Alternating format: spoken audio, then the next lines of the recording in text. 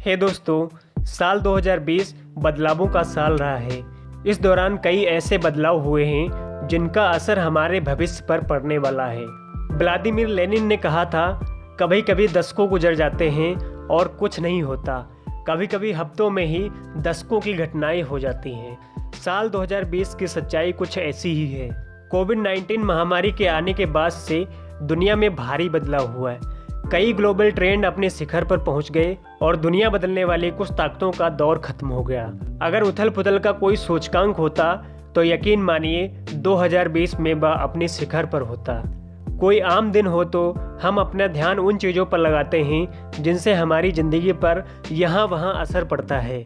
लेकिन आज कुछ ऐसी चीज़ें हो रही हैं जो हमारा भविष्य तय करने जा रही हैं। इनमें से कुछ पर तो अभी लोगों का ध्यान तक नहीं गया है। कुछ सामने दिख रही हैं, लेकिन उनका अंजाम क्या होगा पता नहीं।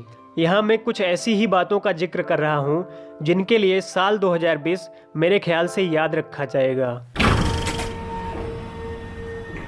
कोविड की दस्तक। कोरोना की लहर ऐसी नहीं थी जिसका पहले से किसी को अंदाजा ना हो। साल 2018 में बिल गेट्स ने कहा था कि किसी अनजाने विषाणु से दुनिया में जल्द या कुछ देर से महामारी फैल सकती है। यह बात मायने रखती है क्योंकि गेट्स 20 सालों से भी अधिक समय से संक्रमण फैलाने वाली बीमारियों को समझने की कोशिश कर रहे थे। उन्होंने यह बात यूं ही नहीं कही। इसका आधार 2003 की सार्स महामारी, 2009 के स्वाइन फ्लू, 2012 की मार्स महामारी और 2014 की इबोला जैसी महामारियां भी थीं। इन संक्रामक महामारियों को करीब से समझने पर बिल गेट्स को लगा कि दुनिया महामारियों पर उतना ध्यान नहीं दे रही है जितना उसे देना चाहिए। इसकी वजह यह भी थी कि अमीर देशों में ये बीमारियां नहीं फैल रही थी, इसलिए वहाँ के लोग इनसे बेपरवाह थे।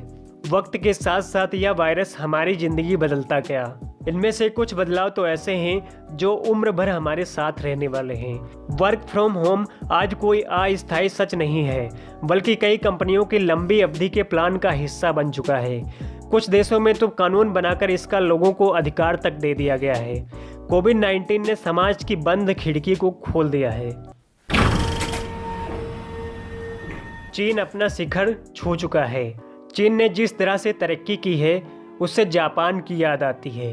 ग्रोथ रेट में अंतर हो तो लंबी अवधि के बाद यह फर्क बहुत बड़ा लगने लगता है।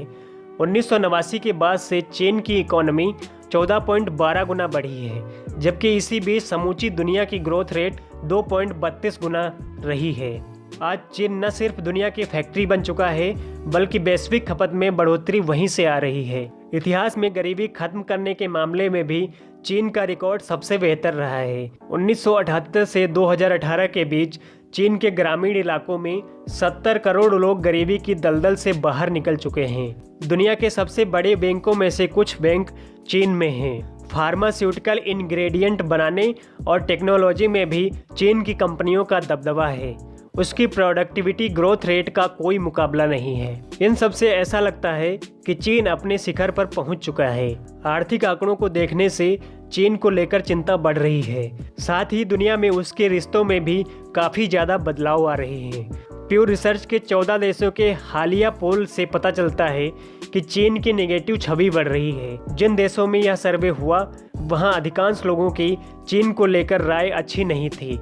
Australia, England, Germany, Netherland, Sweden, America, दक्षिण कोरिया, स्पेन और कनाडा में यह 10 साल पहले सर्वे होने के बाद से पीक पर पहुंच चुकी है। Green movement.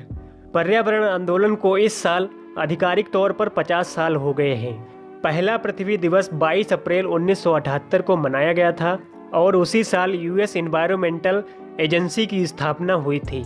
पृथ्वी दिवस की शुरुआत पोलर बेयर और दूसरी खत्म हो रही प्रजातियों को बचाने के उद्देश्य से हुई थी। अगर आप इंसानी इतिहास पर सरसरी नज़र डालें तो यह स्पष्ट हो जाता है कि हमारे जीने का तरीका पर्यावरण को स्थायी नुकसान पहुंचा सकता है। सिंधु घाटी, मेसोपोटामिया या मध्य अमेरिका की प्राचीन सभ्यताएं नदियों के किनारे बसी थी, जहां उस दौर की सबसे उपजाऊ जमीन थी। आज इन सभी इलाकों में जमीन बंजर हो चुकी है या वहां पानी की कमी आ चुकी है। इसका मतलब यह है कि इंसानों ने लंबी अवधि में पर्यावरण को बहुत ज्यादा नुकसान पहुंचाया है।